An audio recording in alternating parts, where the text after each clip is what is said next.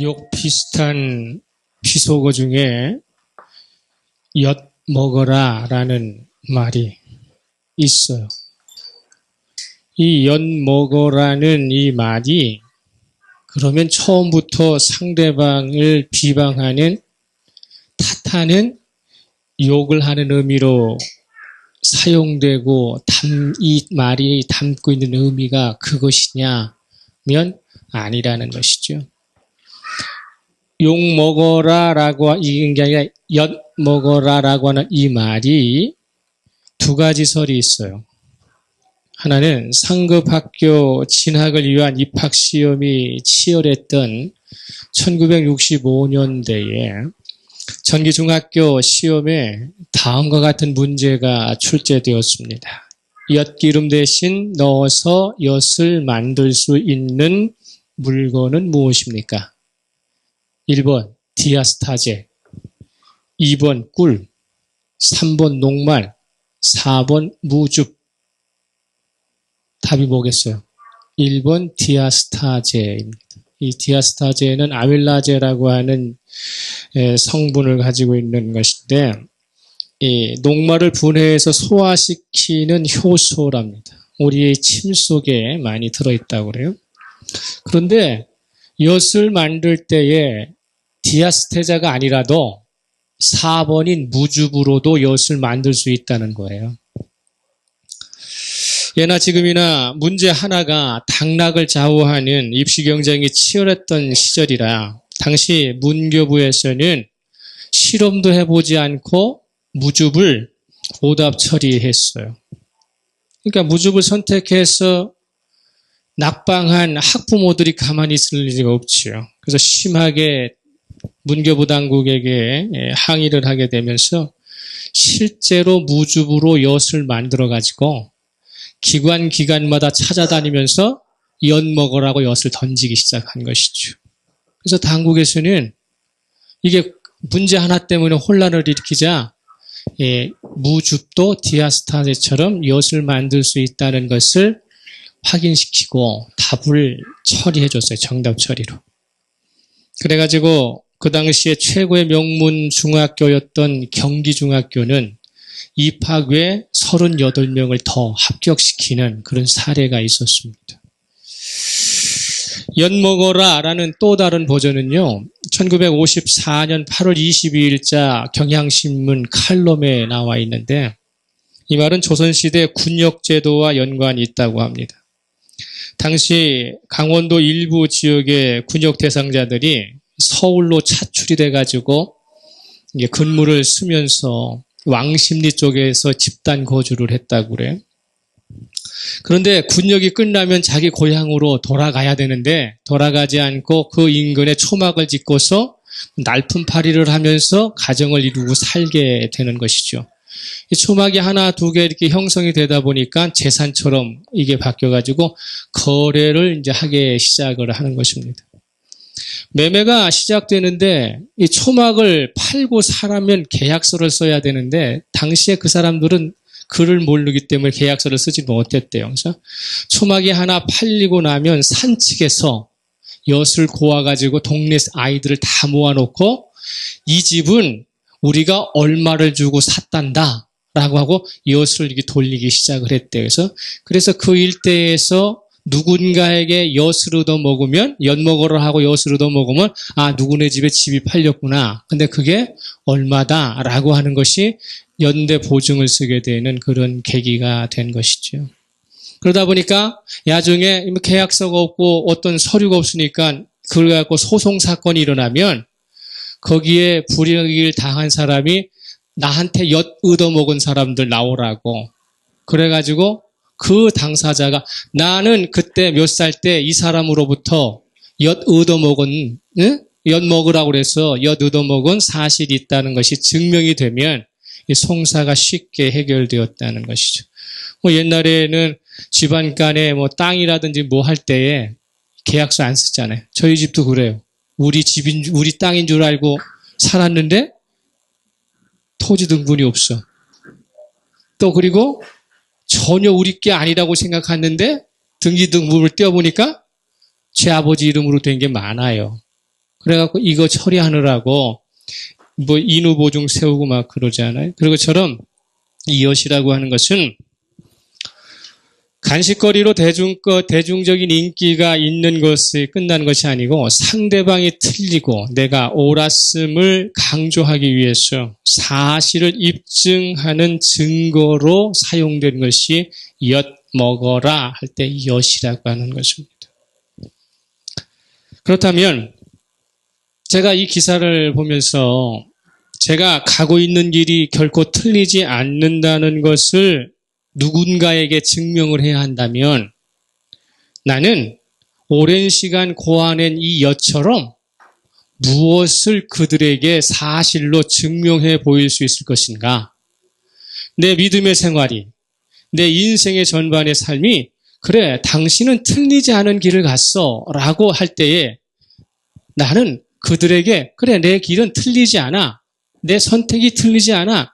내가 믿는 이 신앙의 길이 이것은 틀리지 않아 라고 증명할 수 있는 구체적인 삶의 증거는 무엇인가를 한번 생각하게 된 것입니다. 오늘은 특히 예수님께서 마지막 공생애를 감당하시기 위해서 예루살렘을 남다른 방법으로 입성하신 종려 주일입니다.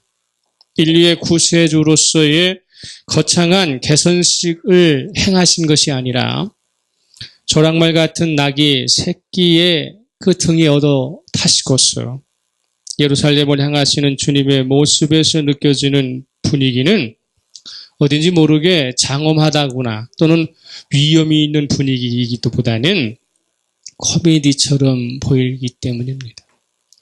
웃음의 소재를 직접적으로 다루는 전문적인 코미디언도 무대가 아닌 자신의 실생활에서 자신의 삶의 현장에서 자신을 우습게 보면 비애가 느껴진다고 그래요. 오래된 그 구봉서라고 하는 오랜 원로 코미디언이 나와서 이야기를 하는데 어디 가서 술집 가면은 내가 오늘 이 술 살 테니까 당신 한번 웃겨보라고. 그럼 내가 당신 술 사주겠다라고 이해할 때가 가장 비애스럽다고 그랬다. 자신도 돈 낼 능력이 있는데 그거 웃음 팔아서 술 얻어먹고 뭐 웃음으로 이렇게 해가지고 세상 사람들에게 비웃음을 당하는 것은 그것은 가장 비애감이 느꼈다 이렇게 이야기한 데가 있거든요. 예루살렘에 올라가시면 분명히 능력이 따라오고 고난이 있고 핍박과 조롱과 죽음을 당하는 죽임이 있다는 것을 누구보다도 잘 알고 계시던 예수님입니다. 당신이 행하시는 모든 것은 하나님의 뜻을 이루기 위한 것임에도 천하의 사람들에게 보여주어야 하고 증거해야 하는 것들이 주님께서 선택하신 것은 조랑말이었고 그리고 최후적으로 손에 쥐신 것은 사형도구인 십자가라고 하는 것입니다. 십자가는 그 당시 모든 사람들이 가장 꺼려했을 뿐 아니라 어리석음의 상징이었습니다. 모든 저주를 퍼부어 넣어도 부족했던 도구였습니다. 십자가는 당신뿐만 아니라 하나님의 뜻을 관철하기 위한 상징물에 불과한 것이 아니라 당신의 죽음을 가져오는 도구였어요. 인류의 구세주시라는 분이, 우리의 구주라는 분이 당신의 가장 큰 뜻을 펼치시기 위해서, 하나님의 뜻을 펼치시기 위해서 행하시는 방법이 이 조랑말 타는 거예요. 조랑말은 매우 낮죠, 등이. 그래서 사람들의 눈에 맞춰져 있어요. 그런 가운데 속에 따르는 무리들이 하나같이 형편없는 사람들이었습니다. 그러다고 일주일 내내 행하셨던 그 놀라운 사건 가운데 결말이 결국은 십자가의 죽음을 당하시는 그런 것이었다는 것이죠. 보기 좋게 세상을 행하라, 에라이 엿먹어라 하고 주는 것이 아니라 정정당당한 삶을 사시면서도 그는 조롱을 받으셨고 고난당하셨을 뿐만 아니라 사람들이 가장 거리껴하고 어리석음이라고 이야기하는 십자가에서 죽으셨다고 하는 것입니다. 2000년의 세월이 지난 뒤에도 예수님이 지신 십자가를 통해 전달되어지고 있는 복음은 왜곡되지 않았고요. 여전히 착실한 믿음의 일꾼을 통해서 세대로 전수되고 있다는 것입니다. 예수님께서 이 세상에서 이 땅에서 행하신 모든 것들이 문서의 형태로 구성되기 전에 사람들의 삶을 통해 순전하게 실천되고 계승되었기 때문입니다. 기록으로가 아닌 문서로가 아닌 삶으로 전수된 복음의 원형들은 몸과 영혼들이 핍박을 받았던 그 고난의 시대에도 조금도 훼손되지 않은 반면에 몸과 영혼이 한없이 자유로워지고 삶의 형편이 한없이 풍요로운 시대를 맞이하면서 복음은 틀어지기 시작했고 왜곡되기 시작했다는 것입니다. 지금에 와서는 어떤 것이 옳은지를 분별할 수 있는 복음의 기준조차 각각이 똑같은 성경을 가지고도 다르게 해석하고 다르게 말하고 있다는 것입니다. 오늘 본문은 바로 복음의 원형을 지켰고 원형대로 살았던 그리고 그것을 그대로 계승한 두 사람의 이야기와 교회의 이야기가 담겨 있습니다. 하나님의 진리를 실현하기 위해 죽음이 예고된 예루살렘을 회피하지 않으셨던 예수님처럼 바울과 바나바는 복음의 확장을 위한 것이라면 복음의 원형을 그대로 전수하는 것이라면 죽음뿐만 아니라 무모해 보이는 도전을 멈추지 않고 있다는 것입니다. 사도행전 14장 19절 유대인들이 안디옥과 이고니온에서 와서 무리를 충동하니 그들이 돌로 바울을 쳐서 죽은 줄로 알고 시외로 끌어내니라 말하고 있습니다. 바울과 바나바는 무엇 때문에 험악한 꼴을 자신들이 당하고 있는지를 잘 알고 있습니다. 왜 내가 다른 사람들로부터 돌맞음을 당하고 손가락질을 당하고 능욕을 당하는지 그들이 이유를 몰라서가 아니라는 것입니다. 그러면서도 불구하고 욕먹을 짓을 하고 고난받는 짓을 하고 핍박당하는 짓을 하고 죽음을 해야 하는 이런 것들을 계속 포기하지 않고 무모한 정도의 도전을 하는 이유는 뭘까요? 복음 때문에 언제든지 죽을 수도 있지만 그 일은 반드시 행해야 하는 일이었기 때문이고 그것은 성경대로 이 땅에 실현되어야 하고 끝나야 하기 때문에 그런 것입니다. 제가 공부하는 과정에는 시험 대신에 레포트를 제출하는 과목이 두세 과목이 있습니다. 학교가 지정한 책들 가운데 하나를 골라 에세이를 써서 제출하면 점수를 받는 것인데 저에게 해당된 것은 아니지만 별도로 자신해서 제가 사서 보는 책이 한 권이 있어요. 평소에 소신이 책 늘어나는 것이 제 재산 늘어나는 것보다 기쁘기 때문에 그게 뭐 나를 위한 것이든 남을 위한 것이든 간에 책 보는 것, 책 사는 것은 늘 즐거운 일이죠. 그래서 그 책을 즐거운 마음으로 읽고 있는데 그 기분이 어떤 마음이냐면요. 영화 배우가 되고 싶어서 본격적으로 연기를 공부한 사람이 좋은 작품이 있어서 오디션 보러 가는데 쑥스러워서 친구 하나 데리고 갔는데 자기가 주인공으로 캐스팅된 게 아니라 그냥 데리고 간 친구가 주인공으로 캐스팅됐을 때 오는 그 기분, 뭐 이런 거 있잖아요. 에? 소가 뒷걸음치다가 쥐 잡는 식이죠. 그죠?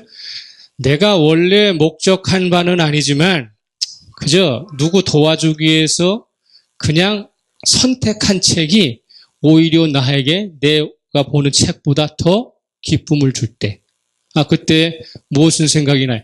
야, 이거 속 뒷걸음치다가 이거 쥐 잡았네? 뭐 이런 느낌이 들었습니다.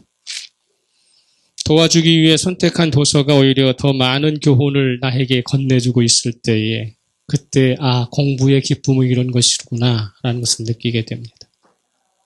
저자가 다른 종교에 속해 있는 사람이기 때문에 그의 주장을 액면 그대로 수용하기는 어렵지만 여러 곳에서 제 신앙을 한번 되돌아보는 계기가 되었습니다.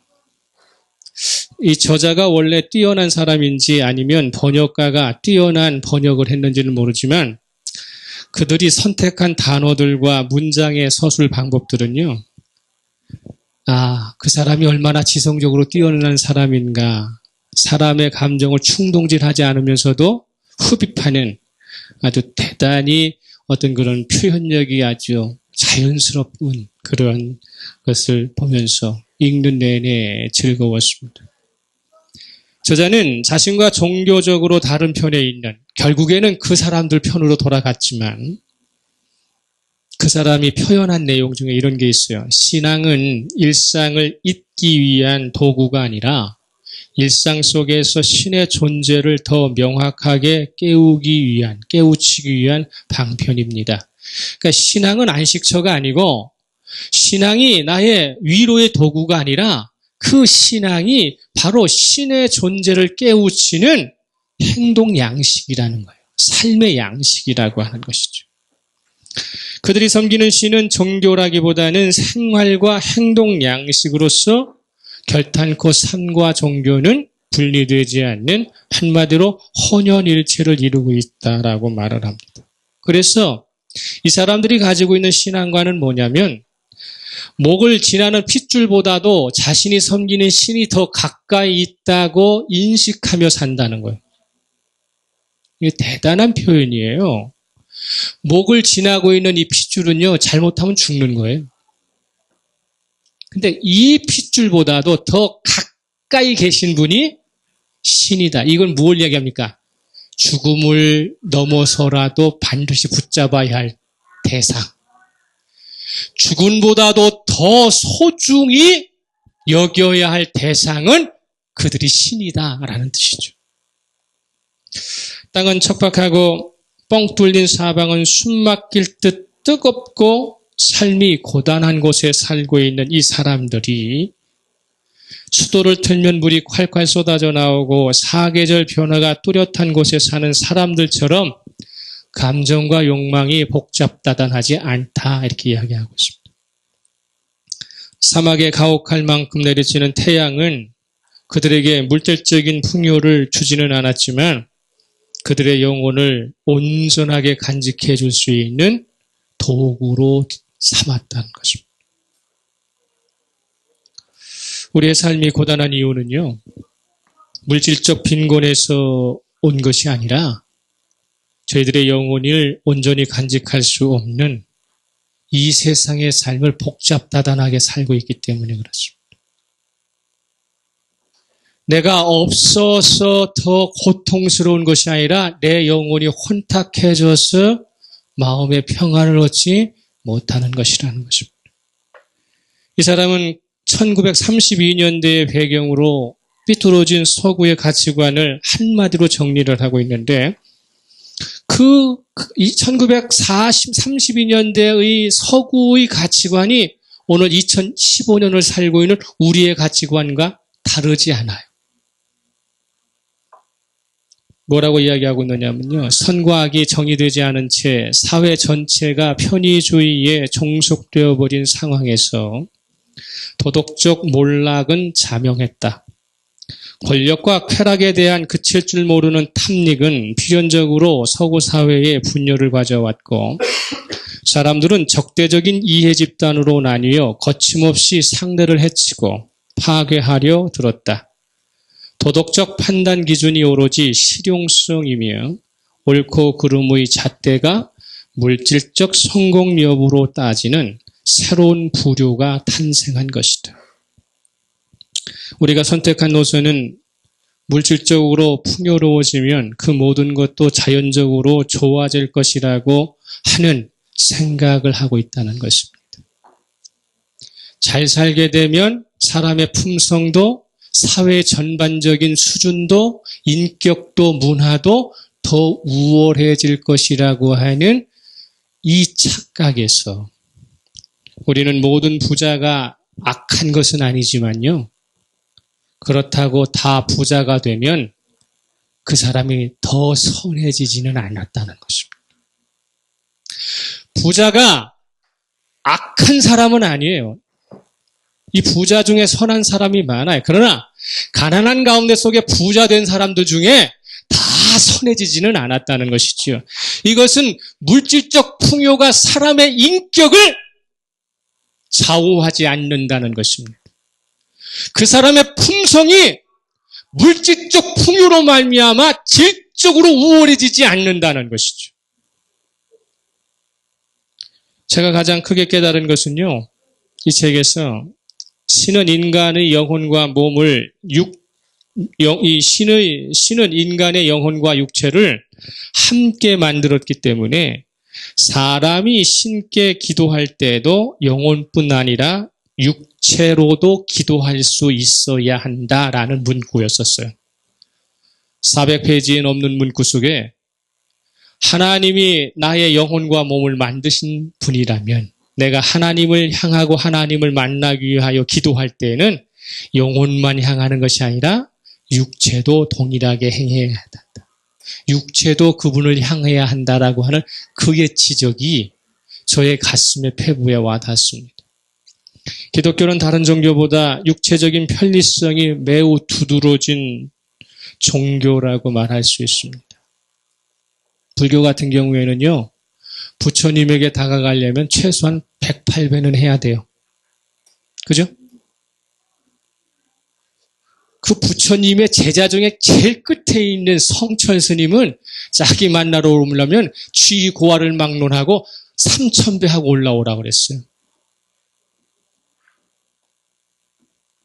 이슬람의 종교는 메카라고 하는 고정되어 있는 곳을 향하여 하루에 5번씩 그가 어디에 있든지 간에 5번씩 반드시 청결을 해하고 그에게 숭배의 기도를 한다고 하는 것입니다. 기독교는 너무나 쉬운 방법으로 하나님을 만나고 있다는 것입니다.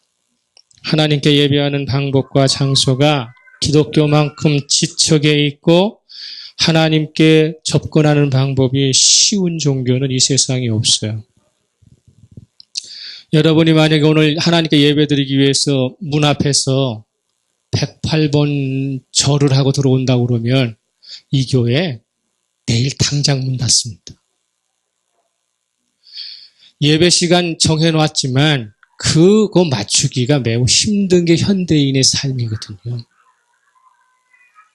한번 잘 생각해 보세요. 우리가 하나님을 향하는 가운데 속에 내 영혼이 아무리 진실되게 하나님을 향한다 할지라도 몸이 세상에 머물러 있고 몸은 이미 세상 속에서 넘어졌다면 그러면 그 하나님을 향하는 것은 반쪽밖에 되지 않을 것입니다. 이러한 실용성과 편의주의적인 것들로 인한 쉽게 믿을 수 있는 믿음의 장점들은 타 종교보다 결코 무엇 하나 우월하게 신자를 만들어내지 못했고 교육하지 못했다고 하는 것입니다. 오히려 편의주의와 편리성은 복음의 원형을 왜곡시켰고 그에 따른 폐해는 날로 증가되어 가고 있는 것이 특히 세계 가운데 우리 한국의 교회라는 것입니다. 여러분의 의자가 언제서부터 푹신푹신해졌는가요? 50년대, 70년대 한국의 예배당은요, 의자는 없었습니다. 장의자가 들어올 때 거기에 푹신푹신한 스폰지를 얹어놓지 않았어요. 지금 명동성당에 가서 그 명동성당의 의자는요, 다 딱딱한 의자입니다. 제가 이 비염 수술을 하려고, 이걸 치료받으려고 엊그저께 김선호 전사 근무하는 병원에 가서 시간을 조금 일찍 가가지고 명동성당 가가지고 그래서 그 명동성당 자리에 앉아서 기도를 하고 왔습니다. 타의 종교의 종교시설이지만 내가 거기서 경건성을 유지하기 위해서 한 30분 기도하고 나왔는데 여전히 예배드리는 방법과 예배드리는 도구는 처음 명동성당을 세웠을 때 기초적인 것들로 채워져 있다는 것입니다. 우리는 장의자가 들어왔고 화려해졌고 오케스트라가 들어오고 수많은 예배의 수단들이 들어와 있음에도 불구하고 성도의 영적인 문과 신앙의 깊이는 가면 갈수록 떨어지고 타락해져 간다고 하는 것입니다. 왜 그럴까? 신앙의 중심점이 하나님으로부터 인간으로 옮겨졌기 때문입니다. 내가 편한 방법으로 하나님을 믿겠다는 것이고 내가 편한 방법으로 내 인생을 설계하면서 당신의 도움을 받고 싶다고 하는 것입니다. 신앙의 원형이 무너진 종교는요, 자연적으로 타락할 수밖에 없습니다. 왜냐하면 신앙의 요소 안에 만약이라고 하는 말과 하지만이라고 하는 단어가 계속적으로 추가되고 있기 때문에 그렇죠. 만약은 일어나지 않는 일에 대한 예상이고요. 하지만은 일어난 결과에 대해 책임지기 싫고 변명하면서 그 상황을 회피하고 싶을 때 하는 말이 하지만이에요. 만약에 하나님 저에게 이렇게 도와주신다면 제가 이렇게 하겠습니다. 나에게 명령하셨고 나에게 요구하신 거요. 하지만 저는 이래서 못하겠어요. 그래서 신앙의 요소에 만약이라는 단어와 하지만이라고 하는 상황들이 자꾸 생기게 되면 그 사람과 그 교회와 그 종교의 기본의 복음의 원형은 흐트러지고 왜곡되기 시작합니다. 왜냐하면 그 나름대로의 이유가 있기 때문이고 그 사람의 상황의 정황이 그 나름대로의 세상에는 타당성 있어 보이기 때문에 그런 것입니다. 복음의 원형이신 주님의 행적에 하나님을 향하여 주님, 만약에 제가 십자가 지는 일이라면 그건 못하겠습니다. 하지만 그래도 저는 구세주가 되고 싶은데 다른 방법 없을까요? 라고 말하지 않겠습니까?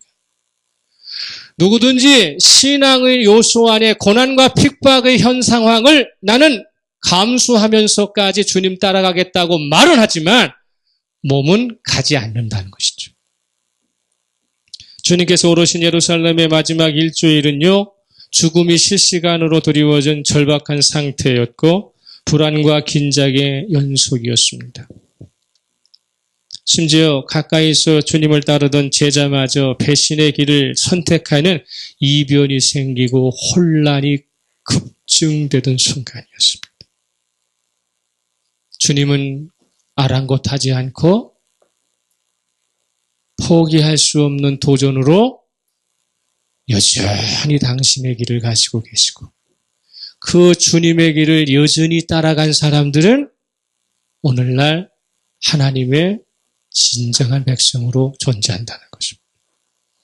우리가 지금 그때의 제자들의 입장에 처해 있다면 그런 상황이 나의 삶 속에서 지금 재현된다면 여러분은 어떤 결정을 내리시겠느냐는 것입니다. 바울과 바나바에게는 허용되어서는 안 되는 절대적 가치가 믿음으로 자리 잡고 있었기 때문에 만약이라는 상황, 하지만이라고 하는 정황을 절대로 연출하지 않았다는 것입니다. 21절에 보면 복음을 그 성에서 전하여 많은 사람들을 제자로 삼고 루스드라와 이고디온과 안디옥으로 돌아갔다는 거예요.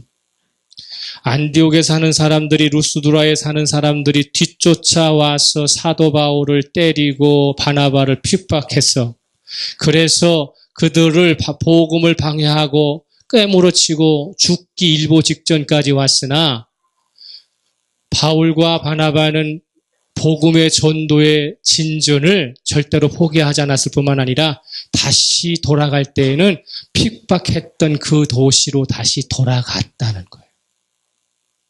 다른 길을 피해갔다는 게 아니에요. 나를 죽이려고 했던 나에게 돌 던졌던 그 도시로 다시 돌아가서 그래서 하나님을 믿기로 작정한 그 사람들에게 한마디 하고 가는 것이에요. 22절입니다. 22절 같이 읽겠습니다. 시작. 제자들의 마음을 굳게 하여 이 믿음에 머물러 있으라 권하고 또 우리가 하나님의 나라에 들어가려면 많은 환난을 겪어야 할 것이라. 핍박의 현장 속에서 자기의 말이 그들에게 들려지지 않고 수용되지 않는다고 해가지고 말을 바꾸지 않았다는 거예요. 상황을 바꾸지 않았다는 거예요. 포기할 수 없는 도전은 결단코 내려놓을 수 없다는 것입니다. 너희들이 받아들이지 않을지라도 하나님의 나라에 들어가려면 많은 환난을 당해야 할 것은 정확한 것이다. 그것을 회피하지 않고 다시 이야기했다는 것입니다. 바울과 바나바뿐만 아니라 그들에게 복음을 들은 사람들과 교회는요, 하나님께 속한 사람들이기 때문에 결과적으로는 하나님이 당신의 자녀들을 보호하시고 보필하실 것이라는 것을 확신했기 때문입니다. 내가 믿는 것은 내게 믿음이 있어서가 아니라 하나님이 계시기 때문에. 할렐루야. 그분이 당신의 자녀는 반드시 지키신다고 하는, 반드시 보호하신다고 하는 것을 포기할 수 없기 때문인 것입니다. 바울과 바나바의 선교를 지원하고 있던 안디옥 교회가 무엇을 중시했는가를 우리는 봐야 합니다. 이들은 믿음을 매우 단순화했어요. 그리고 소박하게 만들었습니다. 26절 보세요. 26절. 거기서 배 타고 안디옥에 이르니 이곳은 두 사도가 이룬 그 일을 위하여 전에 하나님의 은혜에 부탁하던 것이라. 하나님의 은혜에 부탁하던 것. 바울과 바나바를 보낸 안디옥 교회라고 하는 선교의 복음센터는요, 바울과 바나바가 고난과 고통을 겪고 죽음에 이르는 핍박을 수없이 당할 것임을 알면서도 포기할 수 없는 도전을 멈추지 않게 한 것은 무엇이냐면 그들을 자신들이 돕거나 자신들의 힘으로 보호한 것이 아니라 하나님께 은혜를 부탁했다는 것입니다. 바울과 바나바가 먼 곳에 떠나서 선교를 할 때 교회는 남아서 그를 어떻게 하면 보호할까? 실력자 보내고 아는 사람 보내고 뭐 보낸 것이 아니라 앉아서 하나님 그들에게 은혜를 베풀어 주십시오. 그들은 당신의 자녀입니다. 하고 하나님께 은혜를 부탁했다고 하는 것입니다. 27, 28절 보세요. 그들이 이르러 교회를 모아 하나님이 함께 행하신 모든 일과 이방인들에게 믿음의 문을 여신 것을 보고했다는 것입니다. 여기 중요한 게 뭡니까? 하나님이 함께 행하신 모든 일. 할렐루야. 하나님이 함께 행하신 모든 일, 그 중에는 뭐가 있다는 거예요? 이방인들에게 믿음의 문도 그분이 열어주셨다는 것입니다. 포기되지 않는 도전은요, 한 사람의 신앙의 의지와 믿음의 능력으로 가능한 것이 아닙니다.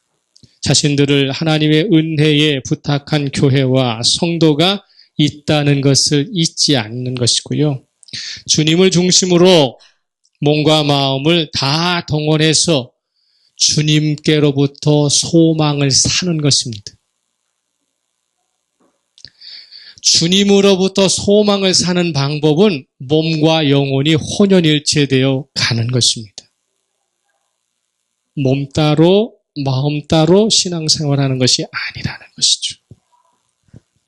우리의 삶의 자체에서 하나님께서 행하신 모든 일들이 있어야 한다는 것입니다.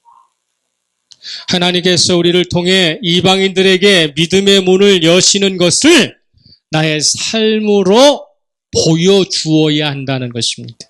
그것이 복음의 원형입니다. 나만 잘 믿어서는 안 돼요.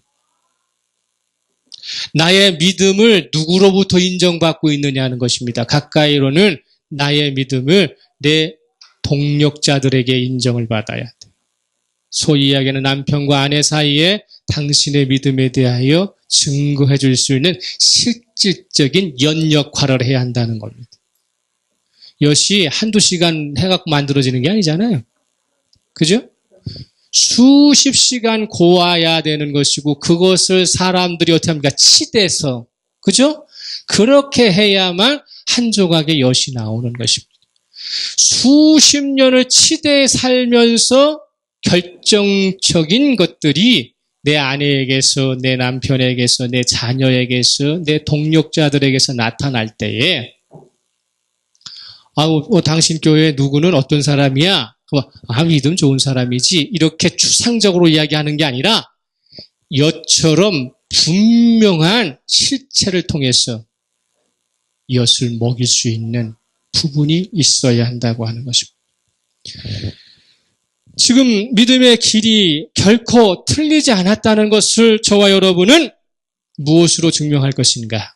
그것은 여전히 포기할 수 없는 도전을 통해서 나는 주님과 함께하는 것은 포기할 수 없어. 할렐루야. 주님이 나를 도와주실 거야. 이 신뢰만큼은 포기할 수 없어. 예수 그리스도께서 죽음의 현장 가운데 속에 능욕과 조롱과 핍박과 죽임이 있는 십자가를 향해서 당당히 갔던 것은 그분이 나를 살리실 거야. 아버지는 결단코 나를 살려주실 거야. 그 외에 다른 것들은 부수적인 거예요. 하나님이 살려주신다면 나머지는 부수적인 거예요. 참고 기다리시기를 그리스도로 축복합니다. 포기하지 마시기 바랍니다. 진정한 종료주일이 우리에게 시사하는 것은요. 세상 죽음이 기다리고는 그 언덕도 당당히 가라는 거예요. 왜? 하나님이 우리와 함께 하시기 때문입니다. 이 종료주일과 이 고난주간을 맞이하면서 포기할 수 없는 도전의 그 믿음의 최대한 가치를 품고 칭찬받고 상급받는 그러한 삶이 되시기를 예수 그리스도 이름으로 축복합니다. 침묵합니다.